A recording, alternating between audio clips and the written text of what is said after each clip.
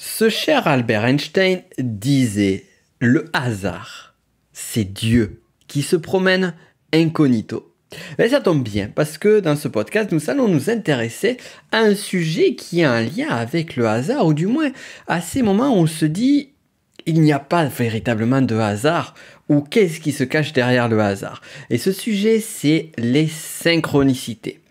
Alors, on pourrait voir très rapidement les synchronicités comme un point qui est plutôt mystique, mais même si tu n'es pas forcément intéressé par ce sujet qui est lié à la spiritualité, même si on va quand même pas mal en parler ici, crois-moi que tu vas porter ton attention sur les synchronicités et tu vas leur donner beaucoup plus de valeur que ce que tu peux imaginer. Qu'est-ce que une synchronicité? Quelle en est son origine? On en revient encore une fois à ce cher Carl Gustav Jung. Dieu sait qu'il a fait pas mal de choses intéressantes et tout particulièrement à la limite entre la science, la psychologie et la spiritualité. Ben, ça tombe bien puisque nous sommes sur le podcast Connaissance de Soi. Je te souhaite la bienvenue en avant, mais j'ai pas fini de dire ce que l'on va voir sur cette émission. On va voir donc que sont les synchronicités, quelles sont leurs origines. On va parler d'une fameuse histoire d'un scarabée doré. On verra ce qu'il en est en particulier. On va parler également du lien entre Jung et un ami à lui, Pauli, qui est un grand nom de la mécanique quantique. On va voir la différence aussi également entre la synchronicité, le hasard et les signes. Ça, c'est important que tu saches ça absolument. On se posera la question, à quel moment vit-on une synchronicité? Est-ce qu'il y a des moments plus propices que d'autres? Et bien évidemment, que dit la science sur ce sujet-là? Quelles sont les limites à tout cela? C'est tout le programme de ce podcast. Et bienvenue encore, je te souhaite la bienvenue. Nous sommes sur le podcast Connaissance de Soi. Je m'appelle Nick Open. Et au travers de mon travail, je t'apprends, je t'aide, je te guide plus particulièrement à découvrir cet univers infini qui est à l'intérieur de toi et tous ces trésors cachés. Et la connaissance de soi est vraiment un super domaine, un super moyen de le faire.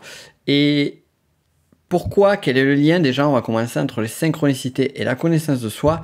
Eh bien, tout d'abord, un point clé sur les synchronicités, c'est que ce qui va résonner pour toi d'un point de vue d'une synchronicité ne va pas résonner de la même façon, ne résonnera pas du tout pour une autre personne. On pourrait même croire, on pourrait même penser de façon, on va dire, très égocentrée, que l'univers a comploté à un instant T donné pour nous donner un élément, une information, pour nous donner une émotion, une sensation qui va avoir un impact fort et durable dans notre vie. Parce que oui, c'est de ça dont on parle avec les synchronicités. C'est vraiment d'un impact fort et durable qui nous permet de changer notre perspective sur la vie, de changer notre perspective sur le monde en général. Alors parfois ça peut être de façon très ponctuelle ou très spécifique et parfois sur des gros bouleversements, des gros changements que tu peux vivre.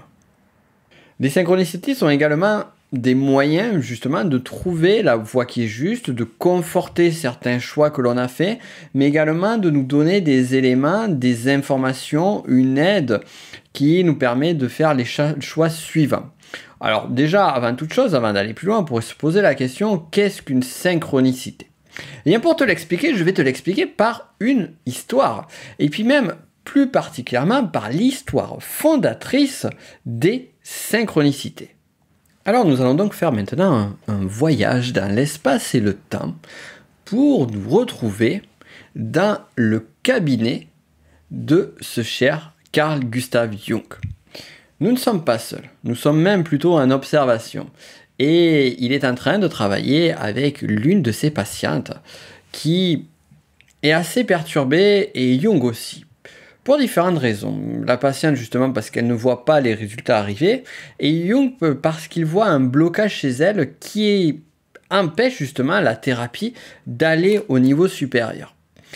Et ce qu'il constate, c'est que elle a une tendance d'avoir une forme de rationalisme cartésien qui est tel que ça lui empêche de voir d'autres choses pour avoir une perspective un petit peu plus ouverte. On va dire qu'elle est plutôt un petit peu fermée sur sa posture. Alors ouais, que l'on s'entende bien, je ne dis pas que le rationalisme cartésien ferme toutes les portes, je dis juste que, comme toute chose, il y a une limitation, et là, notre patiente est vraiment amenée à cette limite-là. Et donc, Jung, Ce qu'il faut savoir sur ces types de thérapies, s'intéresser énormément aux rêves. Il demande donc à sa patiente de lui raconter le dernier rêve en date. Elle lui raconte ce rêve qui, pour elle, n'avait absolument aucun sens et absolument aucune utilité. Il s'agissait en fait d'une personne qu'elle connaissait qui lui offrait un scarabée d'or. Alors elle dit oui, bon, le scarabée d'or c'est bien joli, on en voit en Égypte, enfin dans l'Égypte antique, mais bon, le scarabée d'or, ça n'a aucun sens. Jung se questionne, et puis finalement il entend un bruit à l'extérieur, et il se dit je vais ouvrir la fenêtre. Il ouvre la fenêtre et c'était un petit insecte qui cognait à la vitre. Pac, pac, pac. Donc il ouvre celle-ci.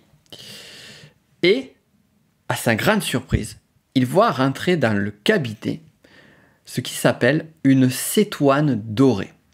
En d'autres termes, c'est un insecte qui appartient à la famille des scarabéidés. Il arrive à attraper l'insecte, il le montre à sa patiente et lui dit « Eh bien, regardez, le voilà votre scarabée doré !» La patiente se retrouva sous le choc. Comment est-ce que Jung pouvait arriver à faire sortir cet insecte scarabée doré alors qu'elle venait juste de lui en parler en rêve? On pourrait penser à un prestidigitateur ayant préparé son coup à l'avance. Pourtant, il n'en était rien. En fait, ce qui s'est passé dans cette histoire, c'est que notre cher Carl Gustav Jung s'est retrouvé, et sa patiente aussi, face à ce qu'on appelle une synchronicité. Et ce qui s'est passé par la suite, c'est que cet événement fut tellement choquant pour elle que ça l'a permis de sortir de ce fameux rationalisme pour avoir une autre perspective. Et du coup, ça a permis d'accélérer la thérapie. Jung, quant à lui, a vécu également cette même synchronicité. C'est intéressant parce que là, cet événement fondateur de synchronicité a eu un impact aussi bien sur la patiente de Jung que sur celui-ci. Et finalement, a eu un impact sur toi et moi, puisqu'on est en train d'en parler aujourd'hui. Et ça a eu un impact au tel point que ça lui a permis de développer ce concept. Et ce concept, quel est-il? Alors, pour le comprendre, on va venir à la définition originale de Carl Gustav Jung sur ce qu'est une synchronicité. Je cite. La synchronicité signifie d'abord la simultanéité d'un certain état psychique avec un ou plusieurs événements extérieurs qui apparaissent comme des éléments parallèles signifiants par rapport à l'état subjectif du moment. Si tu es comme moi lorsque j'ai lu pour la première fois cette définition, j'imagine que tu n'as absolument rien compris. Rassure-toi, on va aller un petit peu plus en détail et on va décrypter tout cela. Alors pour faire simple, on pourrait dire qu'une synchronicité, en fait, ce sont deux événements qui, en apparence, n'auraient pas une cause commune. Je reprends le cas de notre cher Jung avec son scarabée. Eh bien, sa patiente fait un rêve sur un scarabée. À ce moment-là, une sorte de scarabée doré, on va reprendre le nom technique, une cétoine dorée, donc qui fait référence, qui ressemble à un scarabée, arrive dans la fenêtre. Donc déjà, on part du principe qu'on a ces deux événements-là et que les deux événements, le fait qu'ils se produisent au même moment est assez improbable. La probabilité est quasiment nulle. Et donc, on va avoir ces deux événements qui vont se produire au même moment, qui n'ont pas en apparence une cause commune, puisque, pour rappel, la personne qui a rêvé d'un scarabée, c'est pas en disant ben, j'ai vu un scarabée doré qu'elle a téléguidé le scarabée à l'intérieur. De même, Jung ne savait pas ce qu'allait lui dire en amont. Et plus encore, le scarabée doré, il n'est pas sorti de son rêve. Tu vois ce que je veux dire? C'est un peu évident, bien évidemment, ce que je suis en train de dire. Mais c'est vraiment pour spécifier qu'on n'a pas, du moins en apparence, une même cause commune. On a deux causes très différentes qui se croisent à un instant T donné, à un instant très court, suffisamment court pour provoquer chez la personne une émotion, un impact émotionnel.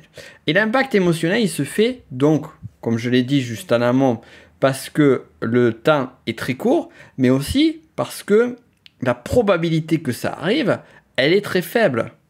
On va prendre un contre-exemple de synchronicité, si tu veux. Tu vas travailler, admettons que tu travailles dans une entreprise, et tu arrives donc dans la société, vous êtes une cinquantaine d'employés, et tu penses à ton collègue de boulot, Gérard. Et au moment où tu penses à ton collègue de boulot, Gérard, celui-ci arrive à ta porte. Tu dis, ah tiens, quelle belle coïncidence, quelle surprise. Mais ici, on n'est pas véritablement sur une synchronicité parce que la probabilité que Gérard, qui travaille dans le même boulot que toi, et probablement peut-être au même étage que toi, ou peut-être à 2 bureaux de toi, la probabilité que tu penses à Gérard, elle est très forte, et la probabilité que Gérard arrive, elle est extrêmement forte aussi.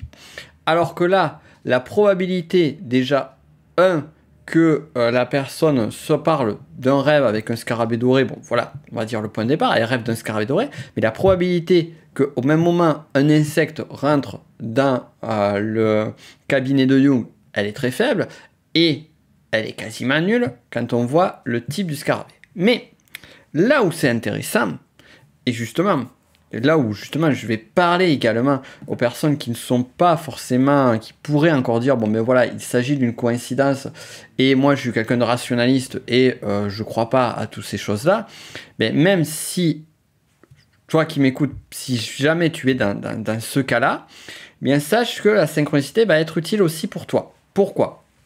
Parce qu'en fait, ce qui va intéresser d'un point de vue psychologique, c'est la transformation, c'est l'état. Et en fait, le choc qu'a eu la patiente, le choc qu'a eu Jung au moment où il a vu ce moment-là, où ça s'est passé, ça a eu une répercussion sur la perspective du sujet. En d'autres termes, ça a une répercussion sur le sens du scarabée doré, de ce rêve, et sur l'importance de celui-ci. Donc, lorsqu'on vit une synchronicité, et ça c'est vraiment un point clé, parce que je te parlais de transformation, eh bien, ça va amener, ça produit à nous une transformation, un mouvement psychique. C'est une source, en d'autres termes, d'enseignement, de changement. Mais pour qu'il y ait cette source d'enseignement et de changement, il faut d'abord qu'il y ait ces deux événements probables qui se passent, et aussi qu'il y ait un impact émotionnel et psychologique qui soit fait à l'intérieur de soi. Donc c'est pour ça, pour en revenir justement à des personnes qui seraient plus, on va dire, sur une approche, c'est pas rationaliste, ce serait plus matérialiste des choses, en fait, on peut être plutôt dans une approche, on va dire, de quel intérêt ça a de vivre une synchronicité, quel intérêt ça a, même si j'y crois pas, de vivre une synchronicité. Mais lorsque tu vis une synchronicité, ça va t'apporter des éléments de réflexion, des éléments d'enseignement, des éléments de transformation et de changement personnel. C'est ça qui est intéressant. Maintenant donc que j'ai répondu justement à cette partie-là, on va quand même aller sur la partie qui va intéresser la grande majorité des personnes, et donc probablement toi. C'est la partie, on va dire, plus axée spiritualité. Et en même temps, tout en ouvrant la spiritualité en fonction des croyances de chacun. Ce qui est intéressant ici, c'est que on en vient à un point clé qui est de se dire, voilà, on a une probabilité qui est quasiment nulle. Et moi, vraiment, ce qu'il faut savoir à la base, je t'en ai déjà parlé, c'est que je suis d'une, on va dire, j'allais dire d'une éducation. J'ai fait des études dans le domaine scientifique, et tout particulièrement dans ce qu'on appelle le calcul scientifique, mathématiques appliquées, calcul scientifique. En d'autres termes, tout ce qui est les chiffres, tout ce qui est les probabilités, les nombres, c'est quelque chose que je connais. C'est quelque chose que je connais très bien. Et plus encore, si on approche aussi la part psychologique avec les biais cognitifs. Et pour avoir vécu à plusieurs reprises des synchronicités transformantes, notamment, j'en pense tout particulièrement à deux d'entre elles qui se sont produites à un jour d'intervalle. Et quand je dis deux synchronicités qui sont produites à un jour d'intervalle, c'est pas deux éléments qui font une synchronicité, non, ce sont deux énormes synchronicités qui se sont produites à un espace très restreint. D'ailleurs, petite parenthèse, on va reparler justement, et je vais te dire pourquoi, à bien certains moments, on a plus de synchronicité que d'autres. Et en fait, ce qui s'est passé lorsque j'ai vécu,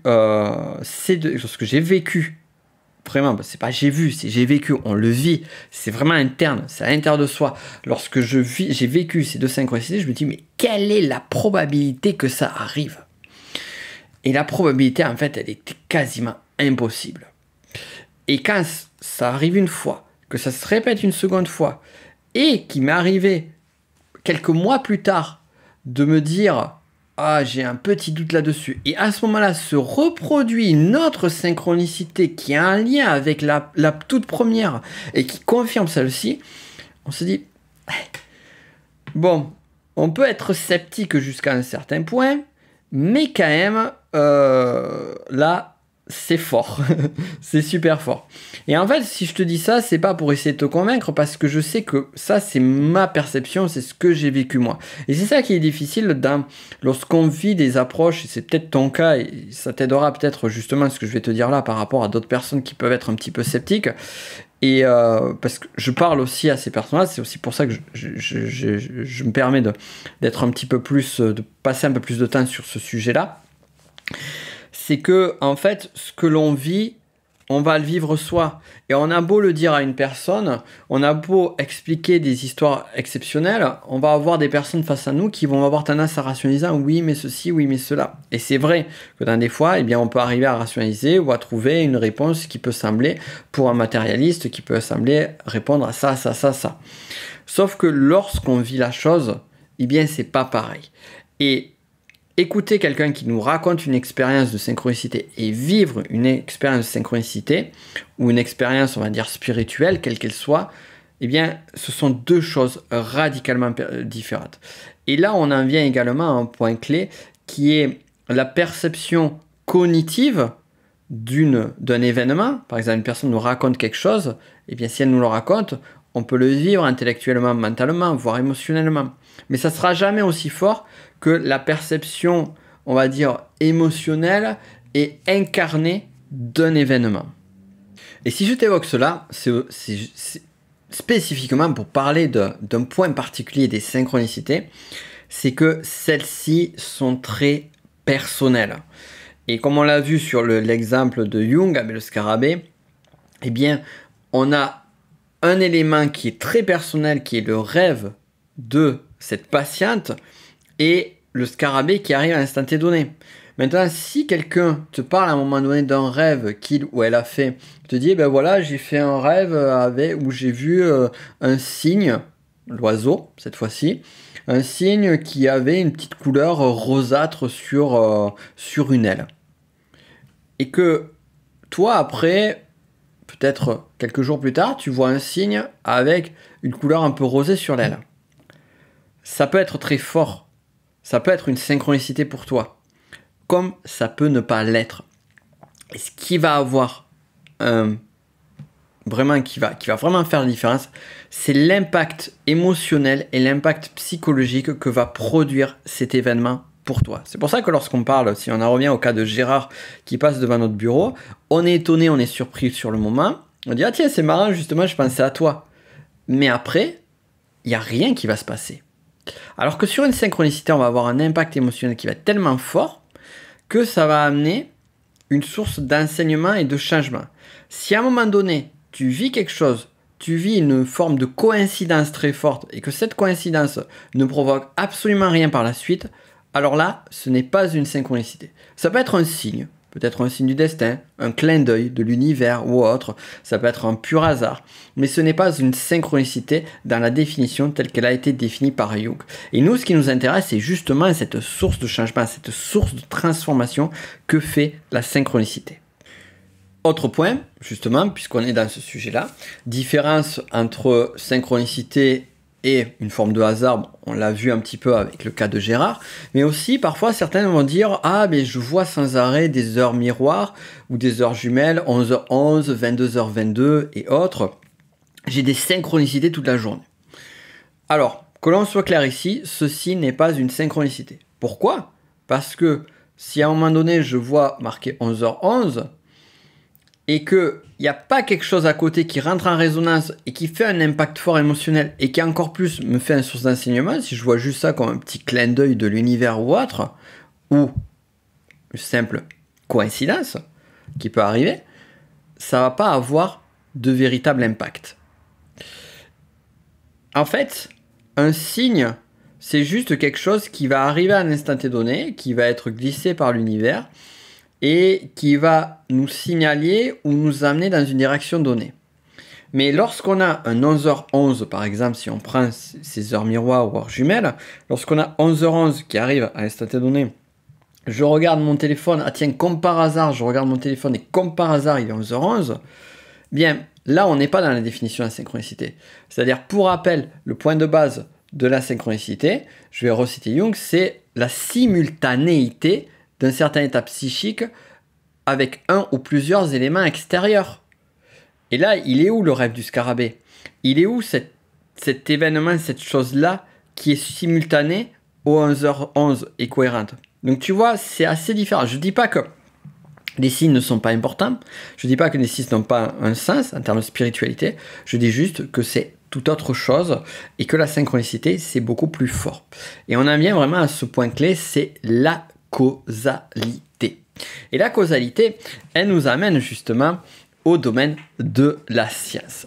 Alors ce qu'il faut savoir, c'est que Jung a travaillé avec à l'époque un jeune étudiant qui était dans le domaine scientifique. Plus tard, il fit une thèse et plus tard, il est devenu chercheur. Cet étudiant, il a travaillé avec lui et notamment, il a recensé plus d'1 millier de rêves de celui-ci. Ils ont créé un tel lien qu'ils sont devenus amis. Et plus tard, ils ont collaboré ensemble. Cet étudiant était tellement brillant qu'il est devenu un des grands noms de la mécanique quantique. Plus encore, ses recherches sur le principe d'exclusion en mécanique quantique lui ont valu le prix Nobel de physique en 1945. C'est ce jeune étudiant qui est devenu un brillant nom, un grand nom de la mécanique quantique, s'appelle Wolfgang Ernst Pauli. Et Pauli et Jung ont énormément travaillé ensemble, et tout particulièrement sur des concepts proches en s'inspirant ou en travaillant avec le fameux concept de synchronicité de Jung. Et vraiment l'effort fondamental du travail entre Pauli et Jung, c'était d'arriver à faire le lien entre la physique fondamentale et la psychologie. Et l'un et l'autre étaient convaincus qu'il y avait vraiment un lien entre finalement ce monde de la psychologie qui est un monde plutôt immatériel, plutôt de l'esprit, et de l'autre, esprit spiritus, le souffle, et de l'autre, le monde de la physique, le monde de la matière, le monde du concret, du tactile. Quoique finalement, on se pose des questions lorsqu'on voit comment le monde quantique peut arriver à battre en brèche certaines postures ou certaines visions ou certaines choses qui semblaient établies selon la mécanique newtonienne telle qu'elle a été décrite initialement. D'ailleurs, pour faire ce lien entre la partie psychique et physique, Jung et Pauli disaient ensemble, je cite, « La psyché et la matière sont régies par des principes communs, neutres, qui ne sont pas en soi identifiables. » Donc c'est intéressant aussi parce que il y a vraiment dans leur approche une vision qui est une vision qui accepte le fait de ne pas savoir, qui accepte l'ignorance humaine. Et ça fait écho pour moi sur cette phrase que j'ai dû déjà te citer, tu as dû entendre dans ma bouche, parce que c'est une phrase qui pour moi est véritablement clé. Alors non, ce n'est pas connais-toi toi-même, tu connaîtras l'univers et les dieux. Bon, celle-là tu l'as déjà entendu aussi, j'imagine. C'est ce que nous connaissons est une goutte d'eau, ce que nous ignorons est un océan. Ça c'est une phrase de Newton que j'aime beaucoup. Et d'ailleurs, petite parenthèse pour revenir à Pauli, ce qui est intéressant aussi, c'est qu'il était très intéressé et passionné par les travaux de Kepler. Donc, en fait, Kepler lui-même avait vraiment cette approche qui était une approche très... Pauli et Kepler étaient qualifiés peut-être un petit peu de mystiques dans leur approche, et d'ailleurs Jung aussi dans le champ de la psychanalyse, c'est d'ailleurs un des points qu'il a séparé de Freud. dans le sens où il n'hésitait pas à aller dans le champ, on va dire, plutôt spirituel, plutôt ésotérique, pour arriver à voir s'il n'y a pas autre chose comparativement au monde matériel. Et moi, j'aime beaucoup ça, j'aime beaucoup cette audace, dirons-nous, et cette approche non conventionnelle par rapport à une approche qui, pour rappel, et là on va parler un petit peu rapidement de spirale dynamique, la difficulté pour des hommes comme ça, c'est justement qu'ils se retrouvent dans un monde qui a dominante un niveau orange de la spirale dynamique. Et bien que ça a évolué, tout particulièrement depuis, je dirais, une bonne décennie, le niveau orange de la spirale dynamique, c'est un niveau qui est plutôt orienté sur le matérialisme d'un point de vue philosophique et vers le concret, vers les connaissances scientifiques qui vont être primordiales sur tout ce qui peut être d'un ordre spirituel.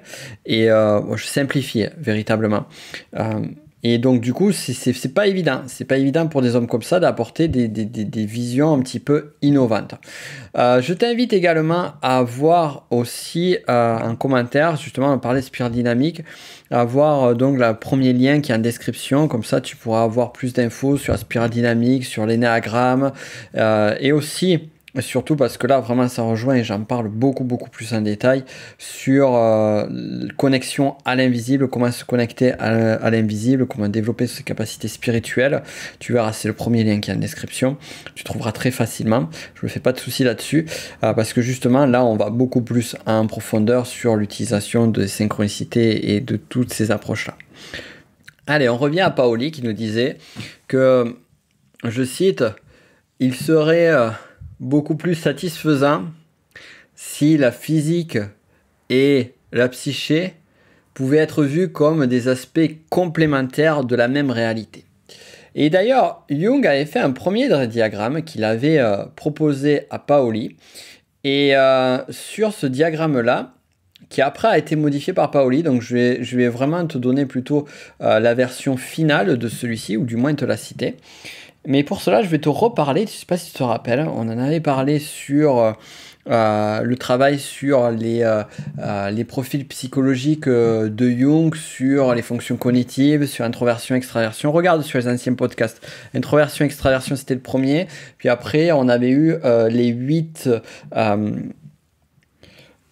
personnalités de Jung avec les 8 fonctions cognitives. Et donc, pour refaire le lien, je t'avais dit que Jung était passionné par l'alchimie. D'ailleurs, il s'en est servi sur la partie psychologique, on va dire plus de l'alchimie psychologique. Et il parlait de 4 points fondamentaux qui pouvaient se voir 2 à 2.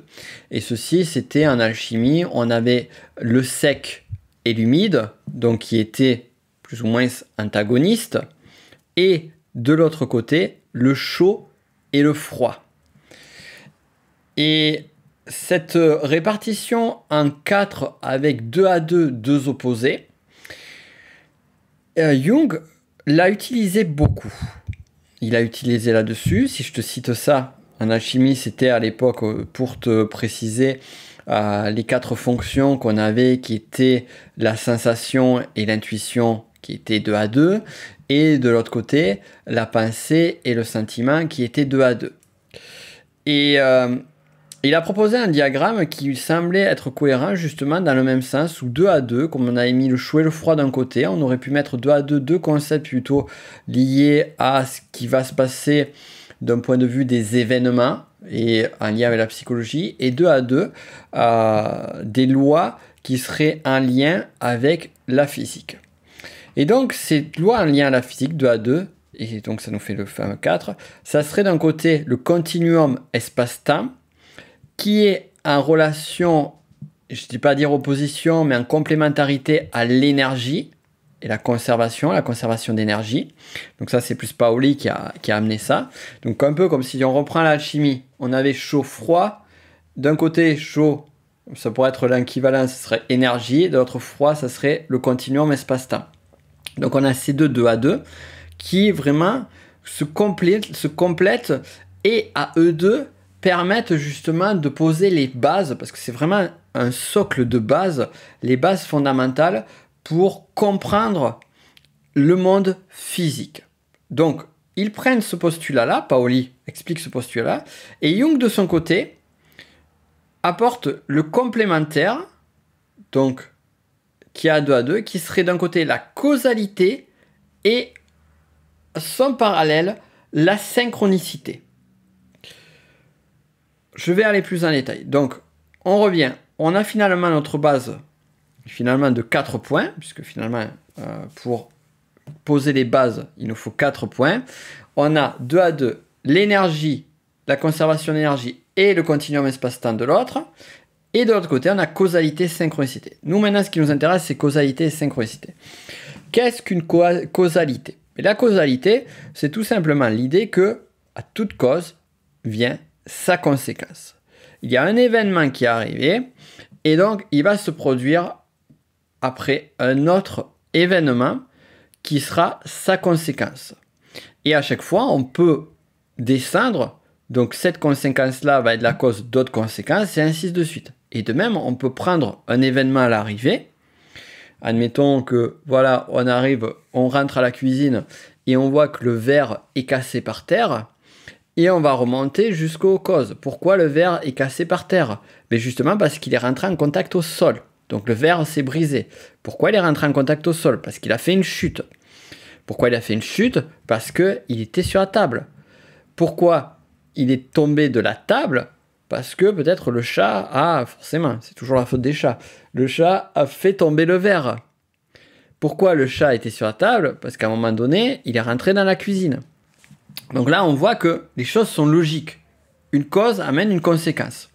Sauf que si on reprend notre scarabée de Jung, ben là, on se retrouve face à un état de synchronicité qui dit que on parle d'un événement, on parle d'un scarabée, on parle d'un rêve de scarabée, et à un moment donné, un scarabée arrive dans la pièce.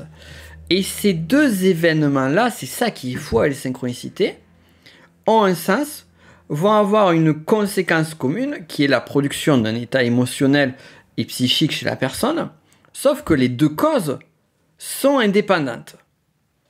Et si on prend une approche plus métaphysique et plus spirituelle de la chose, on pourrait se dire, ces deux événements devaient arriver au même moment pour pouvoir produire cela. Sauf que, ils n'ont pas la même origine. Donc c'est un peu comme si le point d'intersection des deux événements, qui est la conséquence, eh bien, amène deux causes différentes.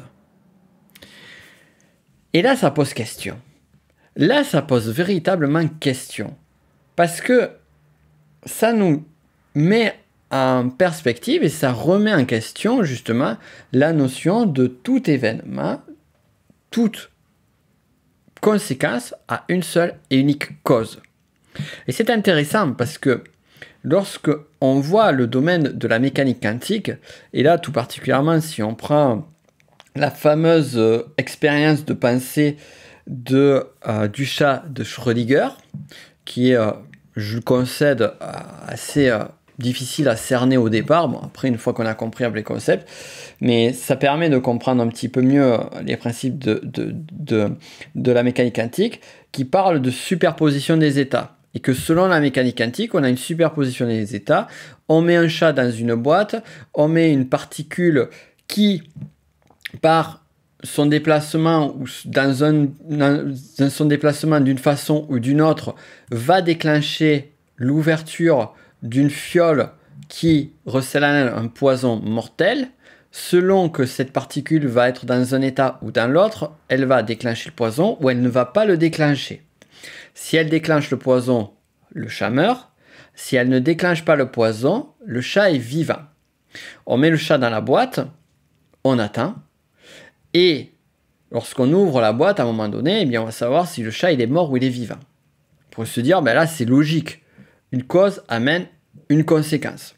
Sauf que la physique quantique nous dit, et ça c'est ça qui est particulier et subtil, c'est que tant qu'on n'a pas ouvert la boîte, c'est-à-dire que tant qu'un observateur n'a pas vu la scène, les deux états sont en même temps. Alors ça ne veut pas dire, qu'on soit clair, hein, ça ne veut pas dire qu'il y a 50% de chances que le chat soit mort et 50% de chances que le chat soit vivant. Et en fait, on ne sait pas du tout parce que la boîte, elle est fermée. Non. C'est pas ça que dit la physique quantique, selon cette expérience de pensée. Ce que dit la physique quantique, la mécanique quantique, ce qu'elle dit, c'est que à cet instant T donné, eh bien, il y a les deux choses qui se passent en même temps. C'est un peu comme si, pour faire un autre parallèle, on avait un instant T donné, on met le chat dans la boîte, on a cette particule qui peut être dans un état et dans l'autre, on a ouvert deux réalités, si on parle des multivers en plus, hein, en ce moment c'est à la mode, on a deux réalités, deux univers, un univers où le chat est mort, un univers où le chat est vivant. Et ces deux réalités existent. Et au moment où l'observateur va justement entrer en jeu, ouvrir la boîte, en d'autres termes, figer l'état de la particule, lorsque l'observateur va ouvrir la boîte, à ce moment donné, une des deux réalités va se figer, soit celle du chat mort, soit celle du chat vivant. Voilà ce que dit l'expérience de Schrödinger. Et donc là, on est vraiment sur des notions métaphysiques. Je ne vais pas vraiment aller plus loin parce que voilà, mais ces notions métaphysiques qui sont vraiment des fondamentaux de la mécanique quantique. Je reste d'ailleurs épaté pour me dire voilà, à quel moment une personne a réussi à conceptualiser cela tellement c'est contre-intuitif. Et ça vient dans notre notion de causalité. Et dans la synchronicité, on pourrait se dire un petit peu la même chose, c'est qu'il y a plein d'éléments d'un côté et de l'autre, et à un moment donné, bam, la synchronicité se passe, et c'est là où les choses sont en train de se figer sur une simultanéité de deux causes différentes. C'est juste fou. Et alors ici, à cet état-là, on pourrait mettre une dernière dose de scepticisme en se disant... Ok Nico, c'est bien joli, t'es synchronicité, mais c'est quand même assez égocentré ce truc. C'est genre à un moment donné, une personne, elle va vivre quelque chose et il n'y a que elle qui va le vivre et c'est un peu comme si le monde conspirait pour cette personne-là. On est des milliards de personnes sur Terre, je veux dire, et encore, on est un grain de sable par rapport à l'infinité d'univers, enfin, à l'infinité de planètes qui sont dans l'univers, à l'infinité d'étoiles qui sont dans l'univers, à l'infinité de galaxies. Ouais, quand même, à un moment donné, je veux dire, l'univers, il complote pour notre bien, ok peut-être, mais c'est un peu une perspective très humano-centrée, très égocentrée. J'ai envie de dire, et pourquoi pas? Et pourquoi pas, et plus encore, pourquoi pas si on prend en considération que nous sommes finalement nous-mêmes que un micro-monde. Et lorsqu'on regarde le fonctionnement des êtres humains, et puis même lorsqu'on regarde les fonctionnements en général de différentes perspectives, et ça déjà dès l'Antiquité des philosophes grecs qui s'intéressaient un peu à ces approches, même certains mystiques, on pourrait parler par exemple à certains courants de l'hermétisme avec la table d'émeraude, disaient ce qui est en haut est comme ce qui est en bas, ou il parlait d'autres de similarités entre l'infiniment petit et l'infiniment grand. Donc pourquoi est-ce que justement il n'y aurait pas une forme de parallèle et d'importance finalement de chaque élément de notre univers? Pour que l'on puisse fonctionner nous-mêmes, on a besoin d'atomes, on a besoin de notre cellule. Chacune des cellules de notre corps sont importantes, comme chacun de nos organes. Nos organes interagissent les uns avec les autres pour créer ce tout. Si à un moment donné un organe manque, eh bien c'est tout le système qui s'effondre. Et en même temps, nous en tant qu'humains, on a besoin finalement d'avoir la coexistence de notre humanité pour pouvoir interagir entre nous ou interagir avec les lois de la nature, le cycle de la nature. Si on regarde par exemple les cycles, la chaîne alimentaire, ne serait-ce que ça, tous les éléments de la chaîne alimentaire, que ce soit les minéraux, les végétaux, les animaux, sont là et coexistent pour justement maintenir cet équilibre-là. Puis également au niveau des planètes, et ainsi de suite. Donc chaque système a son importance, et un système qui est l'être humain en tant que tel a son importance. Et si on prend le principe de base, qui est de se dire que, effectivement, eh bien, il peut y avoir un impact sur un de ces systèmes-là, eh bien, pourquoi pas ne pas le vivre selon l'importance de celui-ci. En d'autres termes, une synchronicité, certes, ça peut avoir l'air, d'un point de vue extérieur, de se dire, ben voilà, l'univers complote pour finalement créer une synchronicité pour ma cousine Mireille qui est qui galère dans sa vie. Ben, je suis désolé, si à un moment donné la cousine Mireille elle vit une synchronicité, c'est que c'est important pour elle, c'est qu'elle devait la vivre et que ça va avoir un impact sur elle, mais ensuite par les modifications que ça va impliquer chez elle sur tous les systèmes qui vont tourner autour de Mireille. Ceux-ci auront un impact sur les autres systèmes et ainsi de suite. C'est un peu, tu sais, on parle du fameux effet papillon avec le Batman d'elle qui va avoir, qui finalement ne provoque pas une tornade à l'autre côté de la planète, mais contribue à justement provoquer cette tornade. Et un petit élément, le fait de bouger un élément dans le système va avoir des conséquences sur tout le système. C'est pour ça que, et j'en reviens vraiment aux synchronicités, ce qui est intéressant dessus, et pourquoi Jung le met au même état que les causalités, qui semble être un principe fondamental du règlement cosmique de l'univers, une cause égale une conséquence, donc à l'autre côté il y aurait synchronicité, parce que j'en reviens au principe de base, on a donc deux principes qui n'ont pas la même cause commune, qui amènent un impact émotionnel et psychologique sur la personne, et qui donc, par la suite, sont source d'un enseignement et d'un changement. Et c'est là finalement qu'on se voit que c'est ici que va se faire les choses. C'est sur cette source d'enseignement et de changement. La synchronicité est fondamentale. Pourquoi ? Parce qu'il y a un avant et un après. Parfois, celui-ci est très petit, parce que ça va amener une petite modification chez la personne, un petit impact. Parfois, chez celui-ci, va être immense, parce que ça peut amener des changements de vie radicaux. Mais même si l'impact est petit, eh bien, les micro-événements qui vont se générer par la suite vont avoir eux-mêmes un impact. Et là, je parle de micro-événements, mais c'est intéressant parce que je parle de micro-événements qui vont avoir des conséquences. Je parle de façon causale. Mais on pourrait parler de façon incausale. Peut-être qu'il y aura d'autres éléments qui seront en parallèle qui amèneront d'autres synchronicités. Et pourquoi pas une succession de synchronicités. D'ailleurs, en parlant de synchronicité, de succession de synchronicité, eh bien, le chemin est tout prêt pour aller sur justement la dernière question qui nous reste à élucider, qui est une question fondamentale quand même, qui est à quel moment vit-on une synchronicité ? Alors, premier point, la synchronicité, on ne la recherche pas. C'est-à-dire qu'elle vient à nous. C'est pas nous qui allons vers la synchronicité, c'est la synchronicité qui vient à nous. Parce que si on essaye de provoquer une synchronicité, ben forcément, on fait une action qui va amener une conséquence. Or, on a bien vu que la synchronicité, c'était acausal. Donc, deux causes qui amènent une seule conséquence. Donc, on va maîtriser peut-être une partie de la ligne, mais l'autre partie qui va rentrer en confrontation, on ne la maîtrise pas. Et pourtant, ce qui va arriver, c'est que parfois, on va avoir des moments où on ne va pas vivre de synchronicité, peut-être pendant 1 an, 2 ans, quelques mois.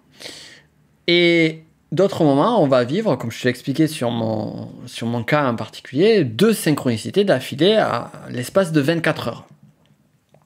Pourquoi ? Alors, on peut se dire, mais peut-être qu'on va surinterpréter certaines choses, qu'on peut parfois le faire, hélas, avec des signes comme les heures miroirs ou autres. Oui et non. Oui, on peut. Oui, on peut interpréter des hasards en se disant ou des coïncidences fortes comme des synchronicités ou des signes. Maintenant, on sait comment faire la différence.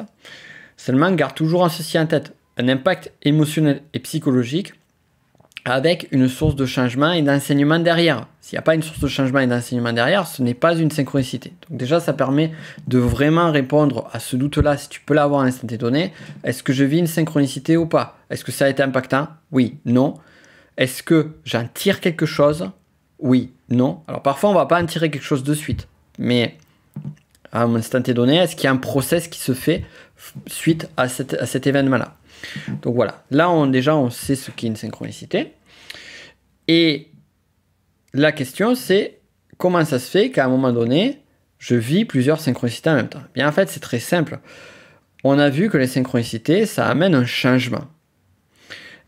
Et la manifestation d'une synchronicité, et c'est le cas dans notre patiente avec Jung, si tu te rappelles, c'est qu'elle était bloquée pendant un état. Et la synchronicité, c'est comme si elle avait une espèce de coup de pied, de coup de pouce, coup de pied c'est un peu méchant, de coup de pouce du destin, de l'univers, Dieu, on mettra ce qu'on veut derrière, de l'inconnu, pour justement l'amener à passer à l'étape d'après. En autre terme, on va vivre des synchronicités et des signes d'ailleurs en général dans des périodes qui vont être dans des périodes souvent de gros changements de vie. Et c'est là où on va avoir ces signes qui vont arriver, on va avoir ces événements qui vont aider, qui vont amorcer, qui vont faire en sorte que ce changement puisse se faire. Parfois, la synchronicité pourrait être l'origine, la cause du changement. D'ailleurs, rappelle-toi, on n'est plus dans une voie de causalité. Donc la synchronicité peut être aussi bien être cause qu'une conséquence, ou qu'un moyen, qu'un élément à un instant T donné. Mais une synchronicité n'arrivera à toi et ne sera utilisable que si vraiment tu es prête à la recevoir. Si à un moment donné tu vis une synchronicité et que tu n'en tires rien, peut-être que c'était une synchronicité, mais comme il n'y a pas une source d'enseignement, de changement, ou comme tu n'as pas été prêt ou prête à la voir, eh bien, hélas, ce qui est une synchronicité est en train de s'effriter comme une terre qui devient sable, et dès lors, l'opportunité de changement n'est pas présente. Voilà pourquoi, et c'est vraiment ce que je t'invite à faire, in fine, c'est d'être attentif à tout ce qui se passe autour de toi, d'être attentif à finalement, et c'est vraiment un point clé dont on a parlé sur cet épisode-là, être attentif justement à des choses qui sont présentes et qui sont de l'ordre du subtil, qui sont de l'ordre de l'imperceptible, à ouvrir ton champ des possibles à n'importe quelle situation, à ouvrir ton champ des possibles à n'importe quelle manifestation que va t'amener le monde, l'univers, la vie. Sois attentif à ça. Et je ne peux que te souhaiter d'une chose, c'est de vivre des synchronicités, de pouvoir les vivre pleinement et de pouvoir en apprécier toute leur qualité, tout leur potentiel de changement et de transformation pour toi. J'espère que cet épisode aura pu t'aider au maximum. C'était encore une fois un plaisir pour moi de faire ceci avec toi. Quel que soit l'endroit où tu écoutes ce podcast, n'hésite pas, et ça serait vraiment cool et vraiment aidant pour moi et pour le podcast, à mettre une note, pourquoi pas un commentaire si tu le peux, et à le partager à des personnes qui devraient être intéressées sur ce sujet, la synchronicité. C'est comme ça que tu aides ce podcast à vivre et que tu m'encourages à aller plus loin. Et si tu veux également continuer avec moi, pour rappel, ma spécialité c'est la connaissance de soi. Je suis donc formateur. J'ai pas mal de contenu qui va pouvoir t'aider. Alors il y a du contenu gratuit. Regarde le premier lien qui est en description. On pourra en parler plus sur l'énéagramme. On n'en a pas parlé trop l'énéagramme aujourd'hui. Plus sur le podcast, on a Spirale Dynamique dont on a parlé un petit peu rapidement tout à l'heure, et beaucoup aujourd'hui sur la spiritualité, sur le monde de l'invisible. Donc il y a, pour te connecter à l'invisible, je t'invite à regarder le premier lien et à aller sur cette partie-là pour se connecter à l'invisible et à tes capacités spirituelles, comment les développer. Je pense que c'est le lien qui t'aidera le plus des trois au regard de ce qu'on a vu aujourd'hui. Et quant à nous, mais on se dit à la semaine prochaine pour un nouveau podcast, je vais y arriver, pour un nouvel épisode plutôt du podcast. C'était Nico Pen pour le podcast Connaissance de soi. À très vite.